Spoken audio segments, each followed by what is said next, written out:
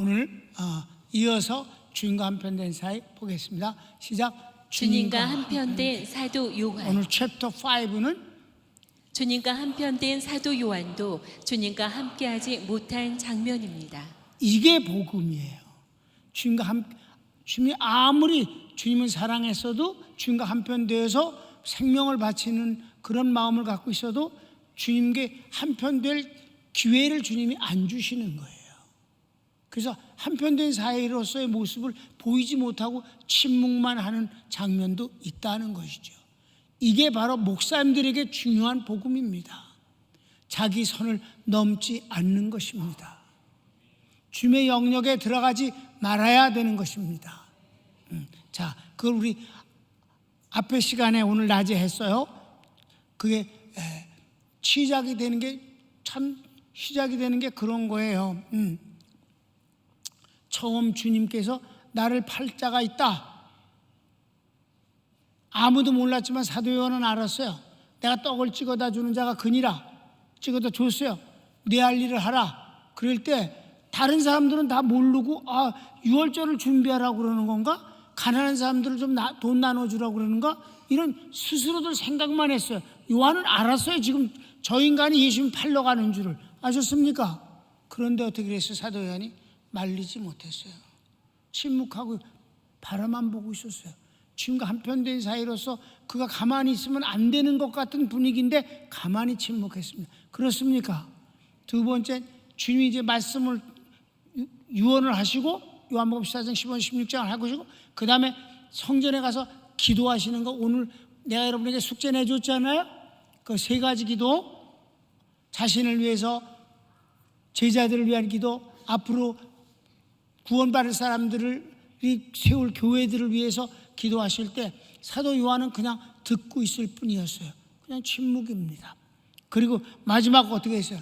겟세마네 가서 얼마나 주님이 애절하게 기도하십니까? 할 수만 있으면 이 잔이 그냥 나에게서 지나가길 원합니다. 그렇지만 그는 아무것도 할 수 없이 그냥 바라만 보고 있었다. 아멘. 그러나 그것이 사실은 복음이다. 오늘 두 번째 시작. 예수님께서 체포당하십니다. 체포당하시는 장면을 한번 보겠습니다. 1번. 제자들은 잠들어 기도하지 못합니다. 주님이 3번이나 기도했어요.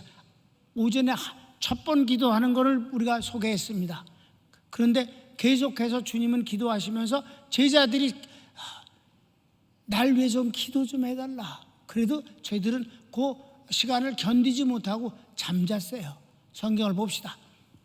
돌아오사 제자들의 자는 것을 보시고 베드로에게 말씀하시되 시몬아 자느냐 내가 1시 동안도 깨어있을 수 없더냐 시험에 들지 않게 깨어있어 기도하라 마음에는 원유로되 육신이 약하도다 하시고 다시 오사 보신즉 저희가 자니 이는 저희 눈이 심히 피곤함이라 저희가 예수께 무엇으로 대답할 줄을 알지 못하더라 세 번째 오사 저희에게 이르시되 이제는 자고 쉬라 그만이다 때가 왔도다 보라 인자가 죄인의 손에 팔리우느니라. 아멘. 자, 아무리 피곤하다던 치더라도 그래 주님은 저렇게 눈물을 흘리시고 피땀 흘리면서 기도하시는데 꼭 쳐자야 되겠냐고. 이게 하나님의 뜻이다. 아무도 주님이 담당하셔야 할 이 고난에 참여할 자가 없다. 주님의 고난에 참여하는 것 같은 멋을 부리지 말라. 그건 주님의 몫이다. 아멘. 이게 복음입니다. 그래서 사도 요한도 쳐잡고 그냥 그러고 지냈어. 이게 바로 그거예요. 그 다음 가룟 유다가 예수님을 입맞춤으로 넘겨주고 제자들이 도망갑니다. 자, 그렇게 기도하는데 이제 때가 됐다. 그때 시간에 딱 맞춰서 가룟 유다가 이제 군사들을 데리고 온 거예요. 그 군사들은 몽둥이를 들고 횃불을 들고 그리고 찾아왔습니다. 물론 가룟 유다가 제일 먼저 들이닥친 것은 마가의 다락방이었습니다. 주님이 말씀하시던 바로 그 유월절을 잡수시던 그 집을 들이닥쳤는데 주님 벌써 없어졌어요. 다른 제자들이 있었습니다. 그런데 세 제자를 데리고 주님은 성전에 가서 기도하시고 겟세반에 가셨어요. 그러니까 이 가룟 유다는 주님이 항상 동선을 알고 있어, 외우고 있어. 습관적으로 가시는 곳이 어딘 줄 알고 있었어요. 그러니까 겟세마네 동산으로 달려온 거예요. 그랬더니 거기 주님이 기도를 다 맞추시고 이제 때가 됐다고 말씀을 하신 때 가룟 유다가 왔습니다. 그런데 깜깜하잖아. 횃불이 들어서 제자들이 있는데 세 제자가 있었고 또 한 제자가 있음을 마가복음을 알게 됩니다. 그 마가의 집주인 아들입니다. 그가 왔다가 체포다 그 군인들이 잡으니까 몸부림을 치고 도망을 갈 때 여기서 유대인의 옷이 그렇다 이 말이에요. 그냥 한 군데를 잡고 늘어지면 빨가벗겨져. 이게 둘른 옷이기 때문에 자꾸 늘어지면 그냥 벗겨지는 거지 뭐. 그래서 벗은 몸으로 도망가더라는 말이 마가복음에만 있는데 그 마가복음의 기록자 마가가 본인 자신의 얘기를 한 것입니다. 다른 제자들도 다 도망을 가게 됩니다. 성경을 읽읍시다. 말씀하실 때 곧 12 중에 하나인 유다가 왔는데 대제사장들과 서기관들과 장로들에게서 파송된 무리가 검과 몽치를 가지고 그와 함께 하였더라. 예수를 파는 자가 이미 그들과 군호를 짜 가로되 내가 입맞추는 자가 그이니 그를 잡아 단단히 끌어가라 하였는지라.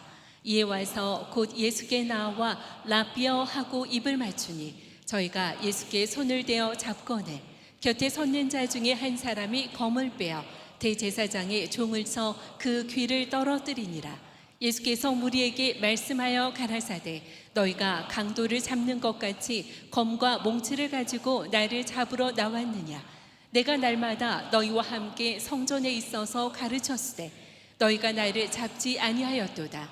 그러나 이는 성경을 이루려 함이니라 하시더라. 제자들이 다 예수를 버리고 도망하니라. 네, 그랬어요. 근데 예수님이 가룟 유다에게 이런 말씀을 했어요. 네가 나를 키스함으로 파느냐?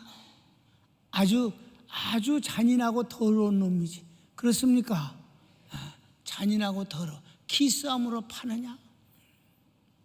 그러니까 가룟 유다가 예수님, 그러니까 사람이 많은데 내가 키스하는 사람이 바로 예수님이니까 단단히 잡어. 이렇게 가룟 유다가 그들에게 부탁했다 이 말이에요.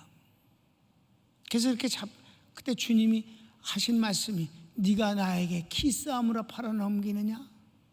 그리고 그네들에게 내가 대낮에 많은 사람 앞에 대놓고 진리를 말했을 때 너희들이 가만히 있더니 이제 밤에 나를 도둑처럼 밤중에 와서 나를 잡느냐? 이렇게 말씀하셨다 이 말입니다. 제자들이 거기서 아무것도 할 수 없었어요.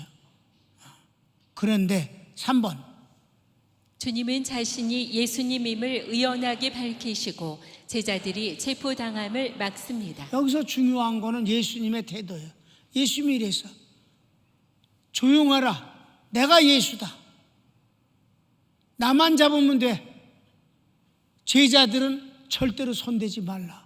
그들이 가게 놔두라. 쫓아가지 마라. 이렇게 말씀하신 주님은 당신이 체포당하시는 그 순간에도 제자들을 안위를 걱정하시고 그들이 어려움 당하지 않게 하시는 분이십니다. 한번 성경을 읽을까요? 예수께서 그 당할 일을 다 아시고 나아가 가라사대 너희가 누구를 찾느냐 대답하되 나사렛 예수라 하거늘 가라사대 내로라 하시니라. 그를 파는 유다도 저희와 함께 섰더라. 예수께서 저희에게 내로라 하실 때에 저희가 물러가서 땅에 엎드러지는지라. 이에 다시 누구를 찾느냐고 물으신대 저희가 말하되 나사렛 예수라 하거늘 예수께서 대답하시되 너희에게 내로라 하였으니 나를 찾거든 이 사람들을 가는 것을 용납하라 하시니 이는 아버지께서 내게 주신 자 중에 하나도 잃지 아니하였삼나이다 하신 말씀을 응하게 하려 함이로라. 아멘. 우리 주님은 그런 분이다. 근데 여기서도 주님의 그 카리스마가 드러나는 거예요. 빌라도가 예수님을 초청해 놓고 예수님이 그 관저에 총독 관저에 들어오자마자 빌라도가 몸이 굳어서 꼼짝도 못했다고 스스로 가이사에게 보고서를 쓸 때 말했잖아요. 여기서도 어때? 내가 예수다. 그러니까 갑자기 이것들이 무릎을 꿇고 땅에 엎어져 버렸어. 아니 몽둥이 갖고 칼 갖고 예수님 잡으러 온 놈들이 이게 사람의 생각하고는 전혀 다른 거죠. 하나님 앞에 그냥 무너지는 거죠. 여러분 이 사도 요한이 얼마나 주님을 사랑해? 그래도 요한계시록 1장에서 보면 예수님을 보자마자 죽은 것 같이 엎어져 버렸잖아. 그러니까 주님이 오히려 두려워하지 말라고 위로를 해주시니까 그제서 정신을 차리지 않느냐 이 말이에요. 우리 주님은 그런 분이에요. 그래서 여러분 자꾸 주님 만나길 원하지 마라. 까무러쳐. 그러니까 그냥 이렇게 믿고 사는 게 편한 거야. 아셨습니까? 주님 진짜 나타나시면 저는 여러분 어떨 건데? 까무러쳐 버려. 나도 아주 죽을 뻔한 적 있다고 내가 얘기했잖아. 저 음성 가서 집회하면서. 그게 간단한 얘기가 아니에요, 여러분. 주님의 카리스마가 여기서 드러나는 것입니다. 아셨습니까? 그러면서 주님은 마지막까지 제자들이 가는 것을 쫓아가지 마라. 그들을 체포하지 마라. 나만 잡아가면 되는 것 아니냐? 이렇게 말씀하셨다. 4번. 예수님이 체포당하실 때 베드로는 종의 귀를 칼로 베고 이를 주님께서 책망하십니다. 자, 베드로가 갑자기 칼을 빼서 귀를 잘랐어요. 말고의 귀를 잘랐어요. 이것이 그러면 베드로가 주님 편을 들으라고 용기를 내서 주님을 보호하고자 함이었는가 하는 문제를 생각해 보는 거예요. 나는 그게 아니라고 생각하는 거예요. 왜 아닌 이유를 설명할게요. 1번 마태복음 먼저 시작. 예수와 함께 있던 자 중에 하나가 손을 펴 검을 빼어 대제사장의 종을 쳐 그 귀를 떨어뜨리니 예수께서 이르시되 내 검을 도로 집에 꽂으라. 검을 가지는 자는 다 검으로 망하느니라. 아멘. 이렇게 말씀하셨어요. 그럼 또 이제 누가복음을 보면 같은 내용인데 조금 더 추가되는 게 있어요. 시작.